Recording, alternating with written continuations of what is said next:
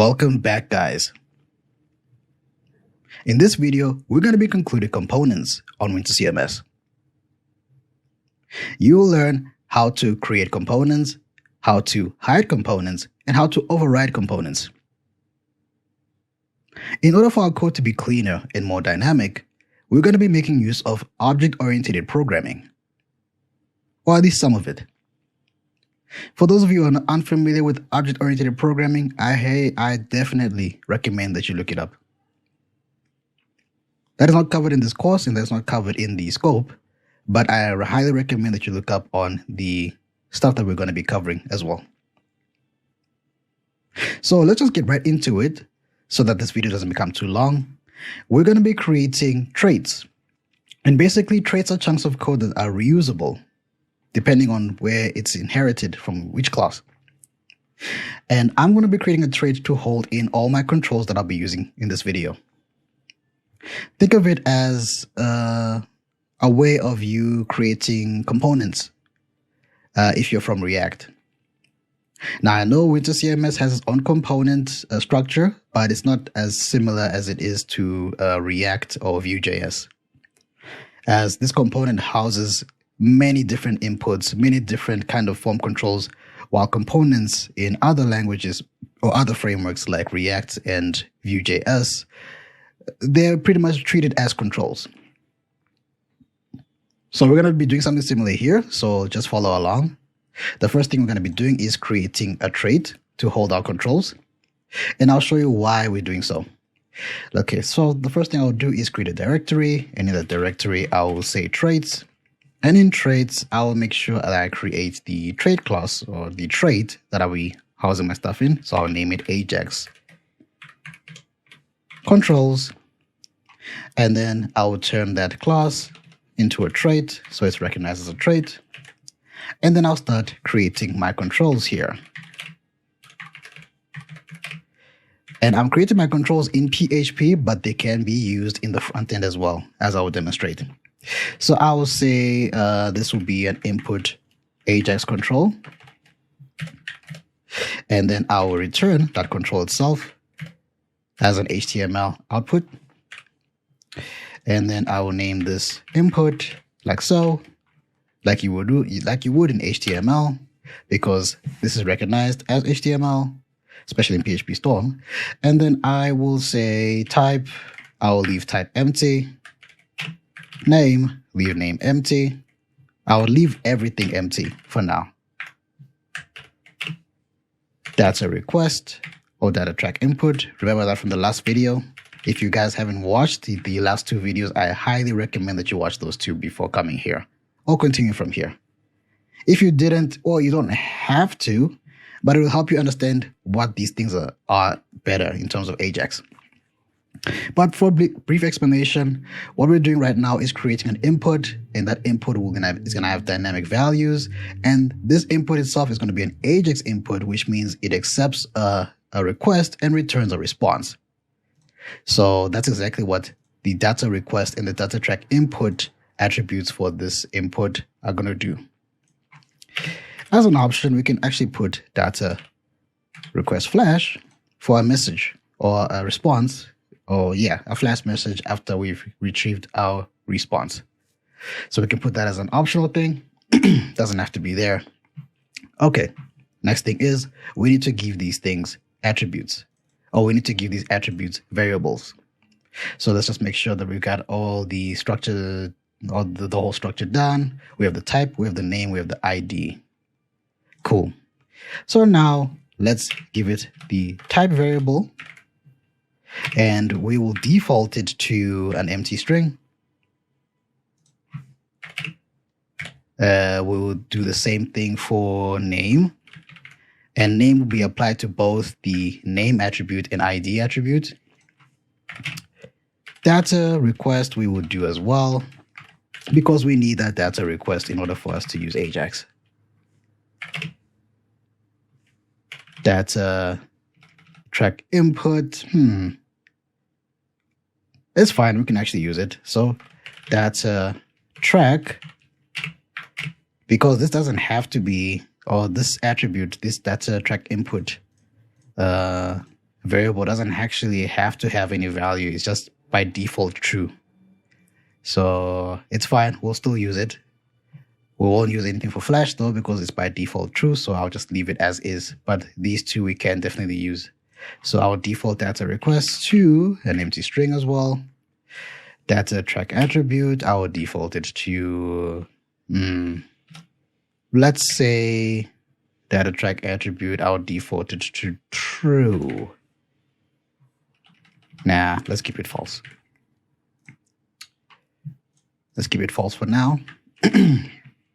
And then after I'm done here, I need to provide these attributes to the aforementioned, or these variables to the aforementioned attributes. So I'm going to be doing this. Just watch. You need to have two single quotes, because you're closing off here and then you're opening up again here. So then in the middle, you have two full stops, and then you can put your variables in there as PHP. Same thing for here. Put that in between and put name there. Same thing for here. Put that in between, and you can put name there as well. Continuing on here, same thing. We'll put data request there. Well, it's data track output actually. So let me just make sure this follows what we declared there at the bottom, so it's not confusing to somebody else coming in and seeing the code. So let's just make sure it follows what is declared here. I do apologize if I'm clearing my throat a bit. I'm a bit ill at the moment.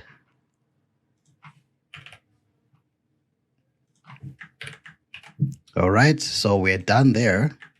Now we need to call this trait in our component. And as you will notice, our component is clean. I've cleaned out all the code that we've done before, just to make sure that I show you how, or a different way of creating this component or this control.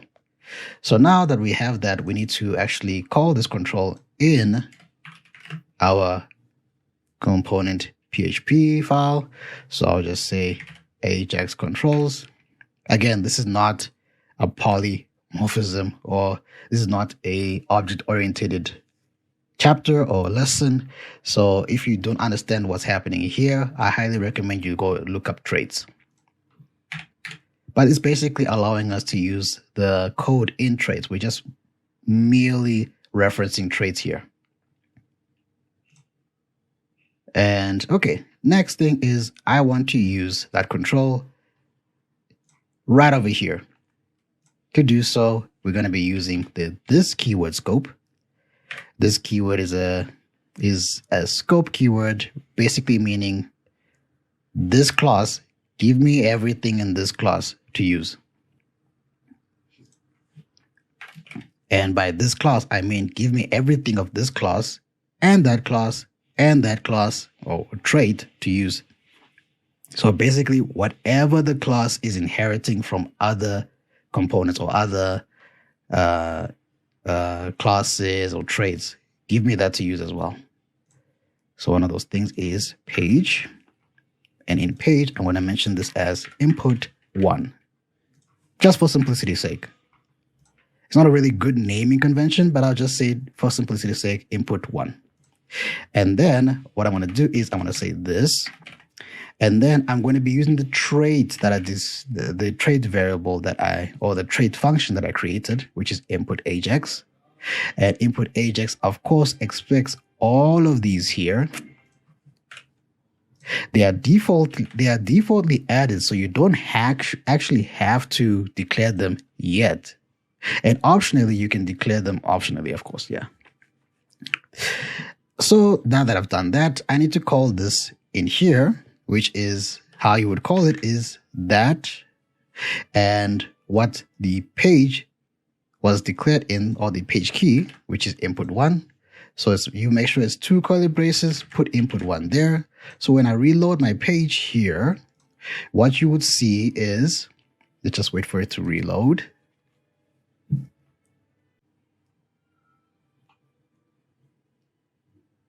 Okay, that took a bit of time, but okay, it eventually reloaded.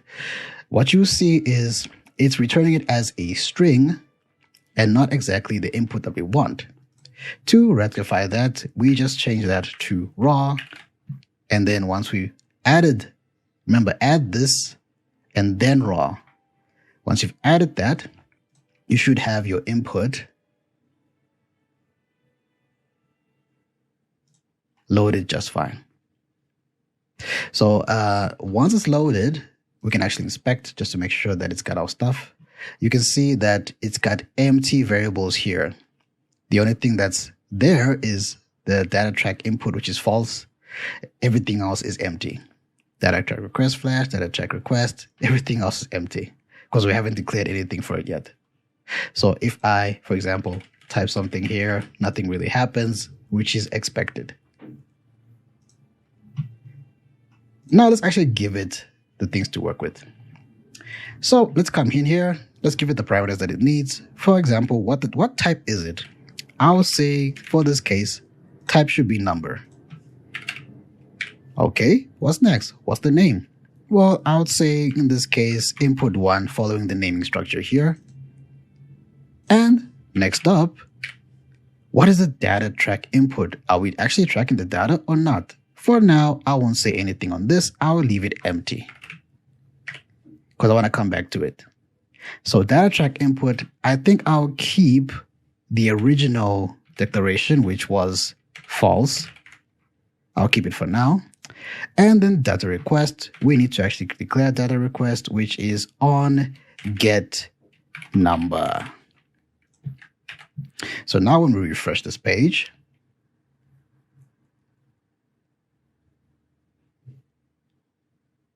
we will find that it's a number now. So I can't type any text. I can type E, but I can't type any other text. So as you can see, the Ajax is working. The data track input is working. So the Ajax handler gives me an error saying on get number equals false. So this actually doesn't matter. It'll still default to true. So for now, I will leave that there. It's not really needed. It's not really necessary, but I'll leave that there. And then I need to create this method, public function on get method.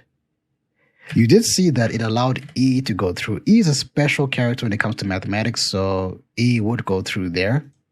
E would definitely work here other than any other letter because E is a special character in mathematics. So let me just put that out. And then now I've created the method. Now, if I type anything here, it'll load the Ajax, but it won't really do anything with it because there's nothing that we've actually typed in there. And I just want to make sure that everything is fine here and everything is okay. So let's continue on. As you can see, we've dynamically loaded our input here. We've given it all the attributes that it needs. So why do it this way? Well, it's quite simple. I can make another input. I can make another input, name it input 2. Input 2, go here, simply repeat this, put input 2 there. And then once I'm done, refresh the page. And then now we have 2 input boxes and 2 different input boxes, but they have the same structure because they were created the same way. So now I have control over how I do this. So why do it in this fashion? Well, you're about to see. Now I want to create an Ajax request on input 1 where it will manipulate what's on input 2. To demonstrate this, I'm going to create, now remember they're using the same method, which is still applicable. They can do that. So if I type input 1, it can load the Ajax. And then if I type in input 2, it can also load the Ajax for the same method. So I can make the request to the same function basically.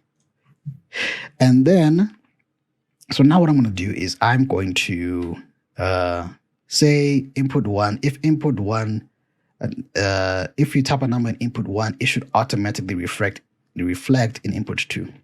So let's do that. So I'm going to say, in this case, input 1, and input, in this case, we're using input storm support facades, get the name input 1, which is this one, get that value. And then what we do is we're going to return that value in input 2. So whatever we're typing in input 1, we're returning in input 2. So I'm just going to come here, return. Remember, we're actually creating a partial at this point. If you are familiar with partial, please go look at part 1 and 2 to understand what's going on here. So to create the partial, of course, we need an ID. In this point, I'm going to say, let's say this is input 2 ID. And then I'm going to render a partial. We're going to use this keyword. And then in there, we're going to render partial.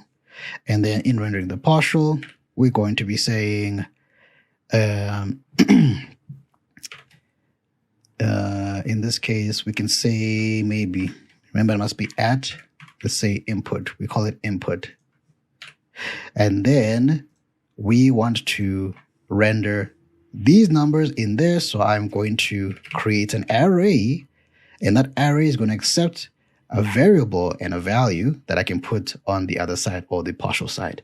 So in this case, I'm going to say input to control, and then I will take input to control here. This is why we declared it in a trait. It's very easy to reuse. And then input to control, I'll just put there input to, because that's what I'll see on the other side. And then I'll reference it to the input control there. And not only stopping there, I want that value in input 1 to come into input. We missed something. We need to go back here and we need to add a value. We're missing the value here. So we need to come in here, add a value, equate it like so, open and close like so, and allow for the value to be added. And then I can just add the value here very easily. So the value would be empty at this point. And then now I'll just add the value attribute or the value variable here. And then now we're good to go. So now when I add, or when I come back here, the value is at the end. So I don't have to add it to the things that don't need it, but I do definitely need the value here. So I will say, I will say in this case, actually, this is the input control. We don't have to actually call it here because we're calling it there. So I will say in this case, we add that, and then we add the input 1 value in there. And then all we call here is input control. So what you're going to be seeing on the other side is I'm going to be calling this, but it's going to be referencing that. So now I'm going to create the input HTM because it has to be based. It has to be based on what you typed here. That is the partial. That's how you declare the partial without the HTM. And then in there, I'm going to be referencing input 2, I think I called it input 2 here. Yes, I called it input 2. So I'm going to be referencing input 2 there. And then last but not least, I'm going to be putting this in a div, which should push it to the bottom of input 1. So I'll be putting I'll be pushing that in there. Sorry. I just want to take that, paste it there, and then make this div that ID. So I'm going to come back here and say ID equals that. And then that should change the formatting of the input. So it should put, yes, should put it below it, which is fine. So now that I've got this like so, and now that I have dynamically added the value that I want to see, which is from input 1. Let's see if it actually works. So I'm going to type in there 1, or I'm going to type in there 2, and I'm going to see if the 2, oh, it does work, but we forgot to actually make it raw. So we have to go back to the input and make sure that it is raw. Otherwise, it just displays the text for us. But I can see already that it can work because I can see the value of over there is 2. So if I type 2 here, I should be able to see 2 there. And don't worry about how slow this Ajax is reacting. It's just my computer's acting up a bit. It's usually very, very fast. 3. Okay, 3. Now we can see that you can see how powerful Ajax is at the moment. Cool. So now we got it working the way we want to work. But I want to reset these. I don't want to be resetting it when somebody goes back and then this has to go back with them. And then when they're like that, and then it also has to respond with that. I want to be resetting it immediately by the click of a button. So that's what exactly I'll be doing. I'll be creating a button control. So I'll be saying public function button Ajax. No, sorry. Button Ajax. And then in there, I'll be adding a return, and then I'll be creating the button inside. And in doing so, actually, for the moment, I just have to see what else is running that could be causing such a slow response. So let us see. Could be a lot of Chrome applications in the background. Okay, that's fine. We'll just continue on. And then let's create the button. The button will be like so. And then, of course, we have to close the tag. And then in here, the button will be type submit always. Or at least in this section, it will be type submit. And then it will have a name. That name will be a variable here. So name will be empty. And would also have a data request. Data request. And that will be empty as well. And then the data request will be added here. And then like so, like the usual, put the data request in the middle. And then for the name, the same. And put the name in the middle. Now the button, and I'll have 2 of those buttons actually. So I will create 2 buttons here. I will say this page, and then I will say button reset, or reset in this case.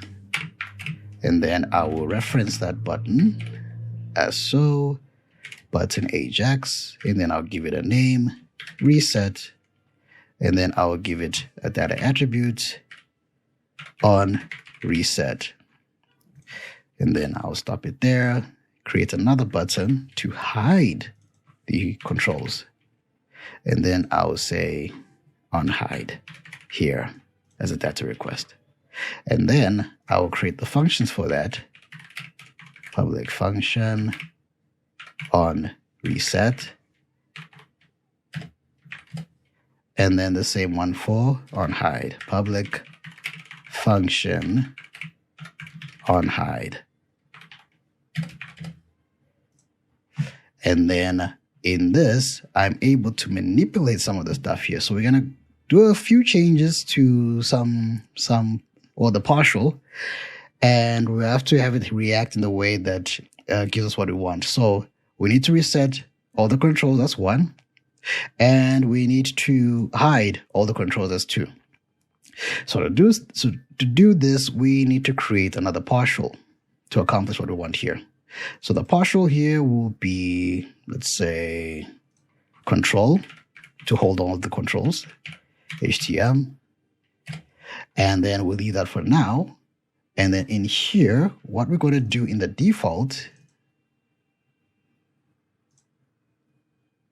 the default will have another div here at the top. And in that div, we're going to be adding a ID for control. So that ID will be control.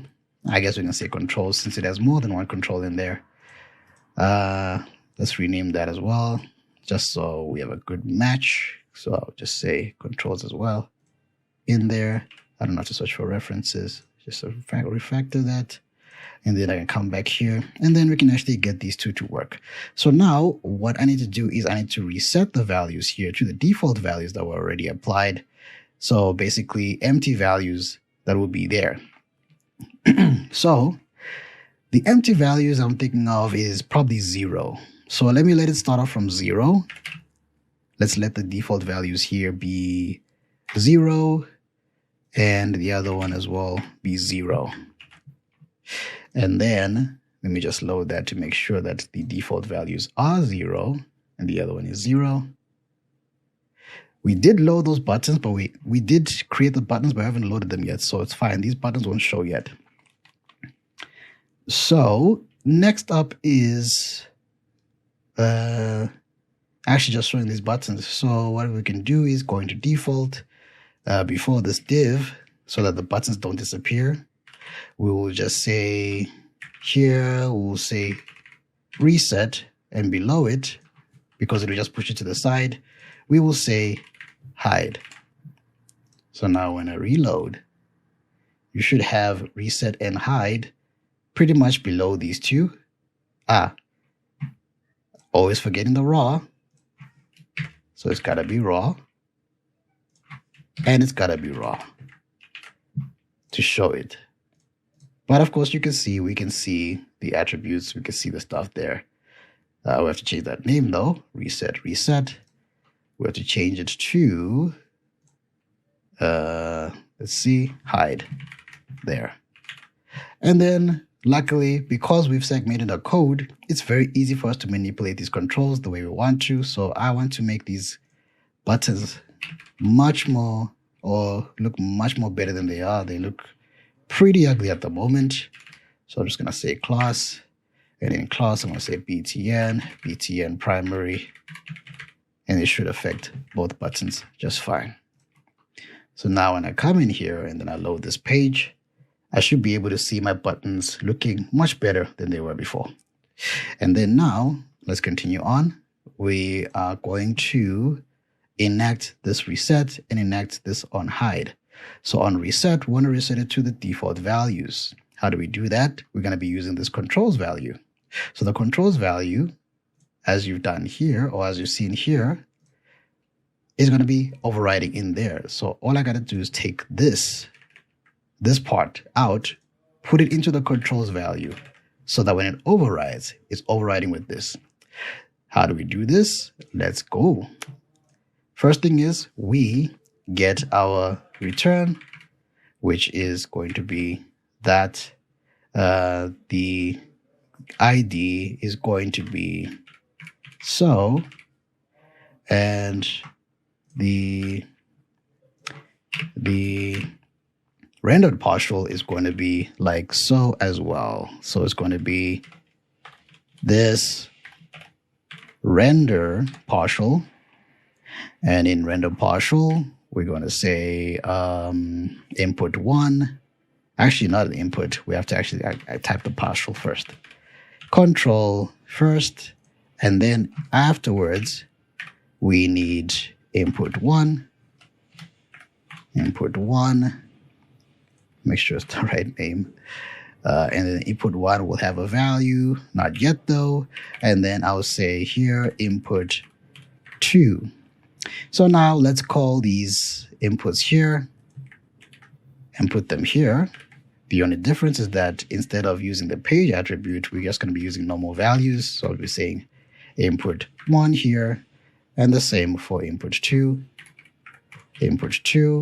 and then allow this to be rendered here, input 1, as well as input 2. So now it's looking much better, much more structured. And then, of course, the default is 0. So let's try it out. Let's see what happens. So let's load the page. I'm going to type a number here. I'm going to say, before I actually type it, let me just let it load. So I'm going to say that number. So it should reflect here at the bottom. And then when I say reset, let's actually see if it resets this number to 0, as we've originally set up.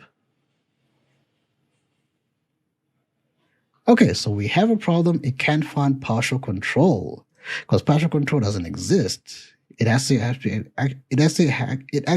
to be partial controls. It's that simple. So when we type reset again, it's going to start again, look for partial controls, and then it's going to make sure that, okay, let's just make sure that partial controls was saved before we enact the Ajax. So let me just refresh the page just in case. Okay, and then let me just type that number again. So it should be okay. It should actually give this number without any problems. And then I'm going to press reset.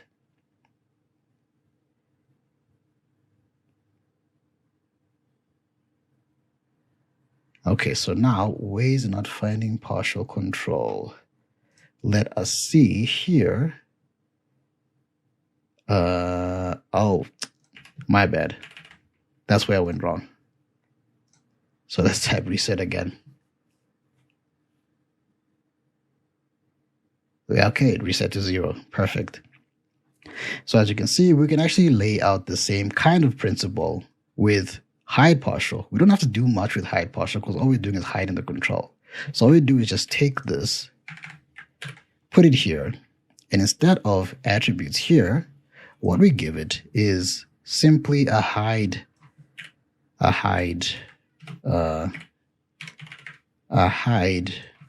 index and say hide 1.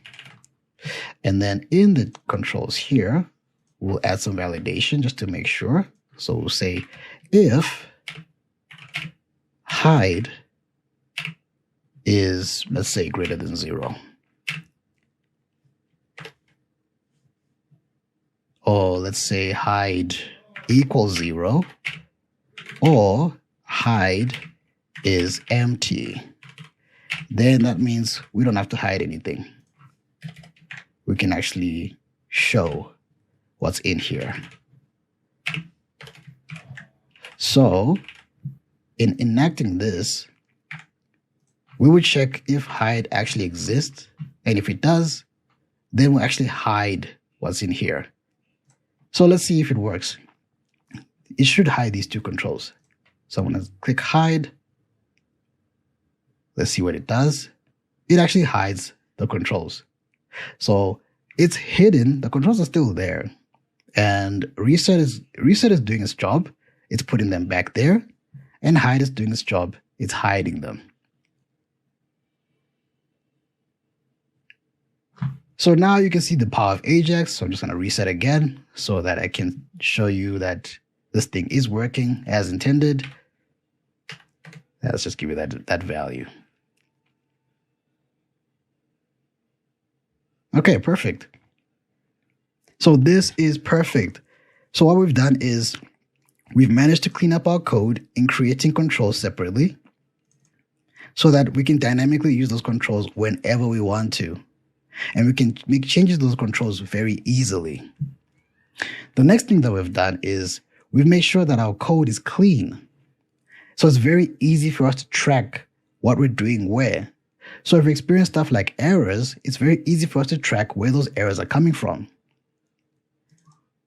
Next thing we did was we made use of partials more dynamically.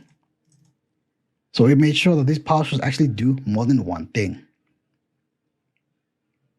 So this video has stretched on for long enough.